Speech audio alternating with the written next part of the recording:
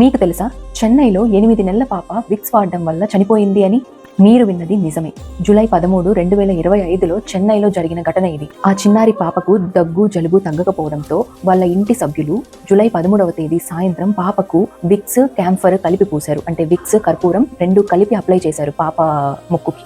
అది అప్లై చేసిన కాసేపటికే పాప శ్వాస తీసుకోవడంలో చాలా ఇబ్బంది పడిందంట. వెంటనే ఆ పాపని చెన్నై ఎగ్మోర్ ప్రభుత్వ హాస్పిటల్లో చేర్పించడం జరిగింది. హాస్పిటల్లో చికిత్స అందించినప్పటికీ పాప ప్రాణాలు కాపాడలేకపోయారు. చికిత్స పొందుతూనే ఆ చిన్నారి మరణించింది. మీరు చెప్పండి, చనిపోయే వయసా అది?